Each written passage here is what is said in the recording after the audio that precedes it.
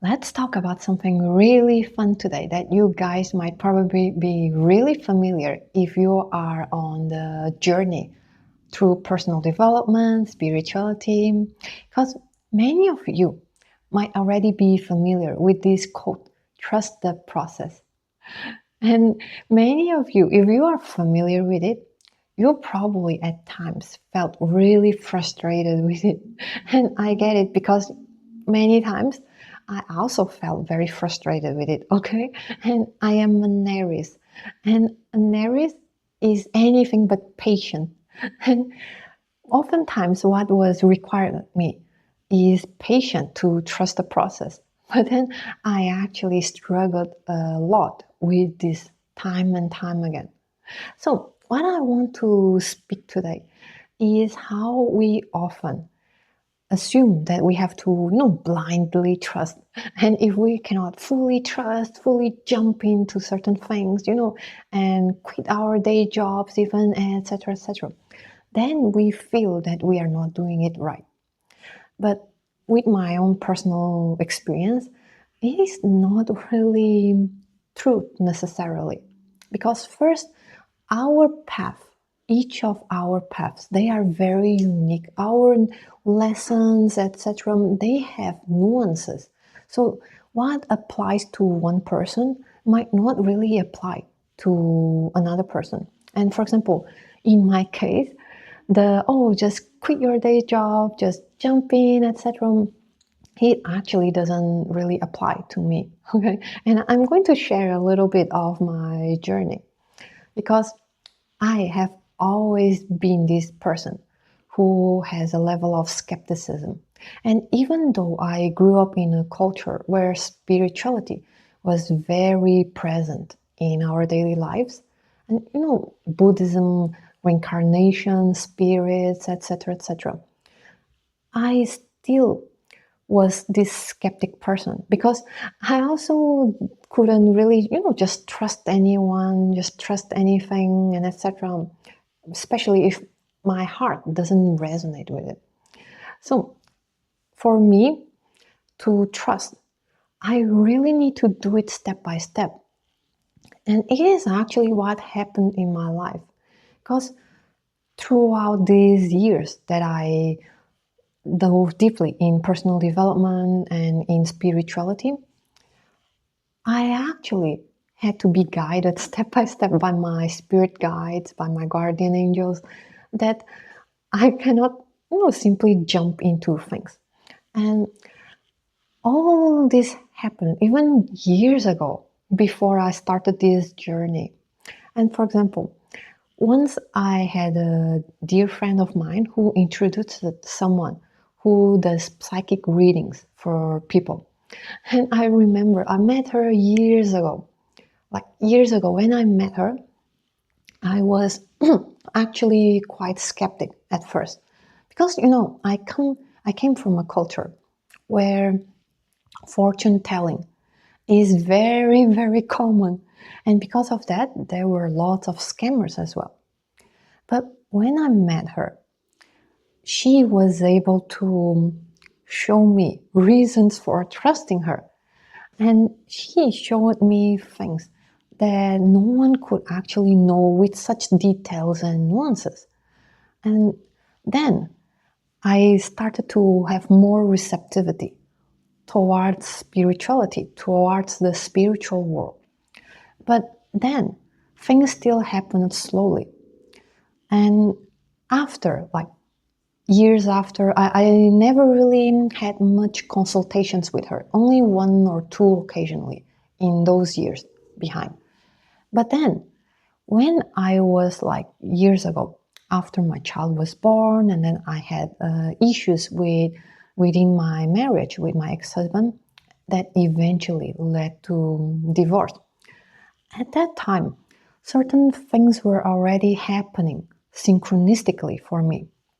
I was at that time, after my maternal leave, there was this seed already planted in me that I actually wanted to help many women with their motherhood, with their journeys. Because when I became a mother, like so many many challenges that I faced as a woman, as a mother, as a professional woman, as a wife. Like all this was very hard for me to reconcile and to manage. And because of that, something in my heart felt compelled to actually help other women. And when I finished my maternal leave and went back to work, things started to happen in synchronicity. And I met someone from community Women in Tech, and like through a webinar of Mom in Tech, talking about the challenges mothers face and etc. Then certain things started to happen. Like somehow I was being led to the community, and like there is just like many synchronicities that was propelling me already to my higher purpose. But things still didn't happen in a day. And after my divorce, like there are certain things that happens, like signs and synchronicities. Like for example, once I was taking a nap in the morning, and suddenly I felt this jolt on my body, and I woke up and I looked at the time on my watch, and it turned from 11:10 right to 11:11. But at that time, I didn't know the meaning of it, so I was like, okay, like it's 11:11. But then, some months later, as I eventually got divorced, and then I actually found those pick a card videos. And it was interesting because at that time, I was like in hope of like a new life. I wanted a new romance. I wanted to be happy in life again. And using those pick a cards, I didn't understand that I was actually learning a lot, like a crash course of spiritual concepts of, what is manifestation, what is self-care, what is all those things.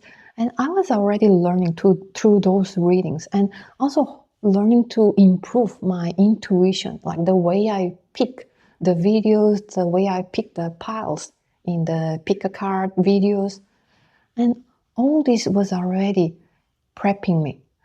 Because after a while, after some months later, I then met someone who like who was a life coach, and he actually introduced me to all this world of spirituality, personal development, etc., etc. And he actually gave me all this base foundation for my spiritual path.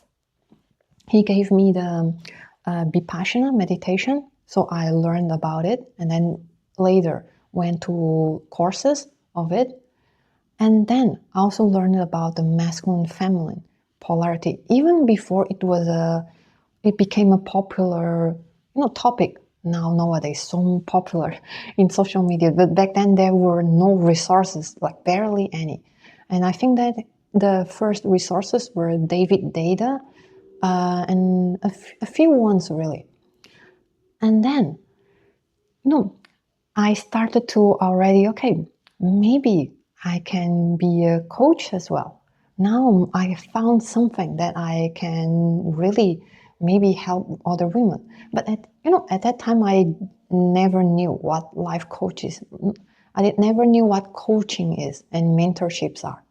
So, but I was still, slowly in that path.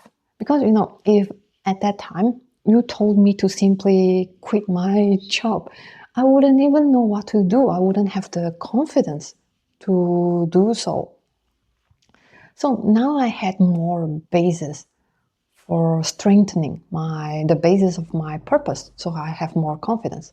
But I still didn't know what it means to trust the process. And I still don't really fully trust many things. And then, bit by bit, I came across my teacher, Satya. And I came across her actually through a series of synchronicities as well. Because before my divorce, and I was at my day job, and I was seeing this interview from someone I know. And in this interview, the guy who was interviewing this other person, he has a school. It's like Mindvalley, but Portuguese. I can't remember the name right now, but it's like Mindvalley, but Portuguese. And I looked up at this school, and then I found out that my teacher, Satya, was doing a workshop. And I got curious about it. Then I checked her out.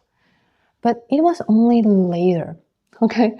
Only later, now going back to that timeline where I met that other person, and I actually eventually ended up separated from that person. Yeah, we actually ended up together in a relationship for a year. But then eventually it didn't work out, and I began my own journey alone, a little bit lost. But at that time, I was starting to go to meetups and meeting, seeing what's out there. And every time that I go to meetups, not every time, but at least often, very often times, whenever I go there, someone would talk about, shamanism, ayahuasca, all those things, etc., etc. That was starting to get me a bit curious. So when I saw Satya again, I saw that she has this retreat, the Black Lotus retreat. And I was like, this sounds interesting, but I never went to a retreat before. And so I was like very hesitant, of course. And it was like not something that you can just pay like it's nothing, okay? Especially when you're with a Portuguese salary. And so that time I was a little bit on the fence. But then you see so much synchronicity at that time that once I was at this party of a friend, and someone actually mentioned her. And she's not, this very popular coach that you can just see on social media, etc. And someone actually mentioned her. And at that time I was like, okay, that was my sign. I'll trust it and I'll join the retreat. And after joining the retreat, then I really liked her work and felt really resonating. And that's why I decided to join her school, the Awareness Facilitator School.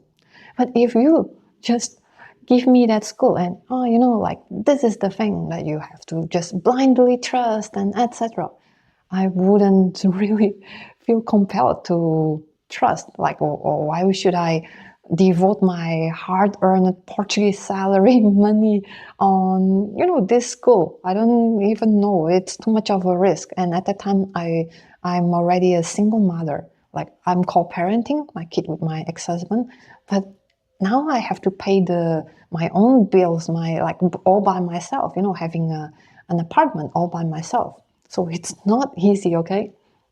But there are even more and more, It's like I am really this skeptic person, and unless something that is resonating with me and unless I can feel confidence, I often find it hard to really risk just everything. And of course, my guides also know them, and they have been very patient with me over and over again, giving me lots of assurance. And you see, there were times that I needed assurance, and it's not really about, in my case, my lessons, it's not really about to quit it all and risk it all. For example, there was a time I paused my school lessons because I was going through a lot in my personal life.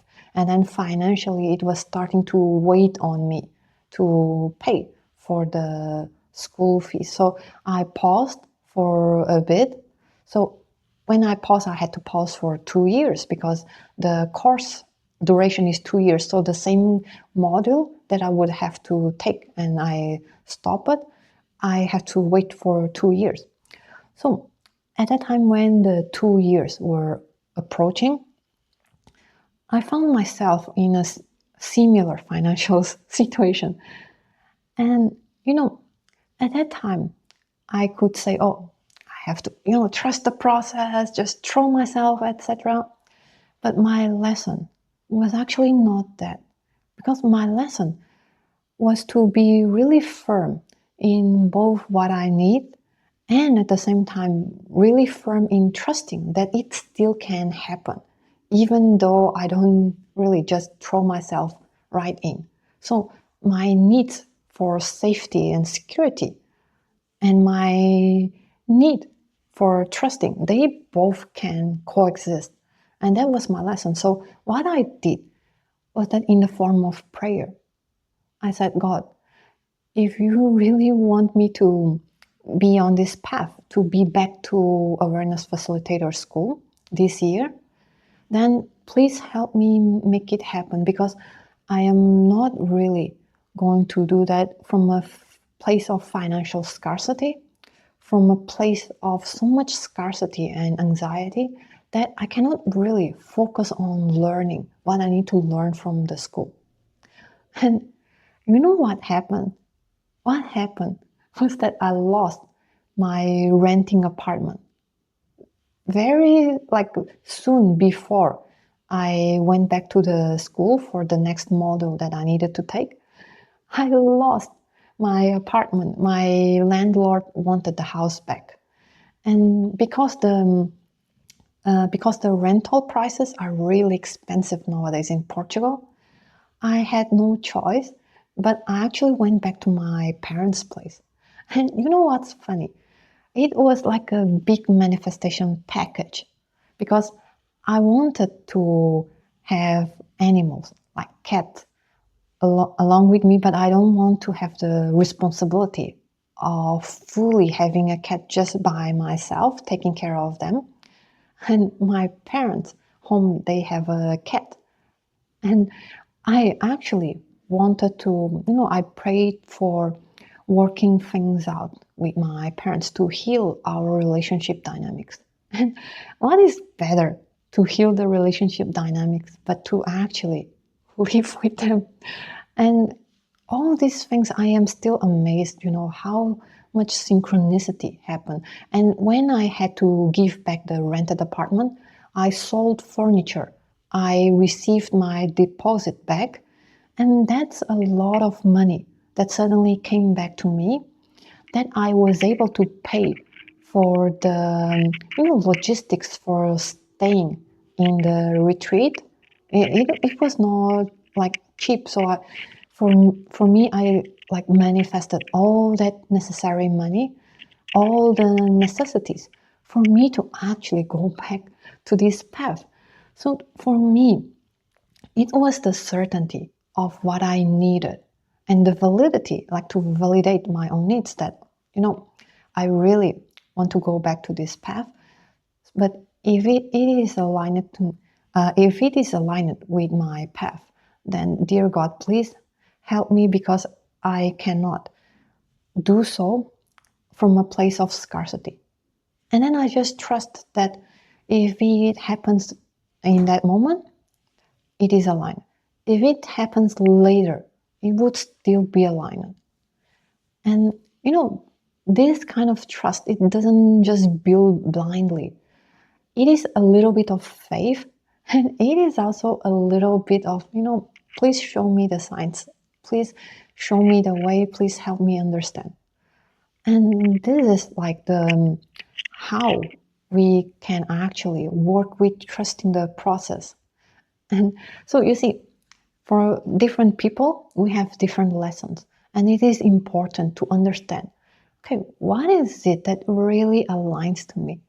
If risking it all, if this is what's the lesson for me that I feel that really resonates with me, then yeah, maybe you do so. But if, it doesn't really resonate with me, it feels like even immature to just, think of dropping everything. Like I have a kid, I need to have a roof for him as well. Then, figure out then what is it that is most aligned for me right now, right? So I hope that you also find eventually your way and trust that, well, bit by bit, trust that everything is guided, that, our job is to be as honest with ourselves as possible, to tap into our desires as much as possible, because we don't have desires randomly. And I really love this saying that one of my favorite teachers of feminine embodiment says, is that God didn't put a desire in us so that he sees us not having that desire. If he puts a desire in us, there is always a reason for it. And I find it so true, because there are certain situations that I desire something, and even if I don't get a certain thing as the outcome, let's say that I have a crush, and wow, I suddenly have this desire for this person. But this desire actually led me to manifesting a partner that is like even more embodied and more aligned with me. So our desires is a very powerful manifestation, compass, inner compass, so that we can feel, the more we align with our desires and the more honest we are, then the more we are actually aligned in the path. And then we also, being open to guidance is also a very important thing. So if you feel lost in your path, you can, pray in a way that you are co-creating. Don't pray in a way that, in a desperate manner, but pray in a way that, dear God, my dear spirit guides, please guide me so that I can understand this situation, so that whatever the outcome is, I have the grace to accept it, and please help me have the strength to deal with it. So you are a co-creator. You can receive support, help, and guidance, but you are really not powerless. So it's important to see how you are also praying as well. And for me, oftentimes when I cannot trust, I'll simply pray that, dear God, please help me see and learn to trust the situation. Please show me like what I need to know, and etc., so that I can have more trust and not just being blindly told to trust. So my name is Monica, and I hope that this content really helped you to trust the process gradually. And yeah, please feel free to like, share, and subscribe, and let's stay in touch.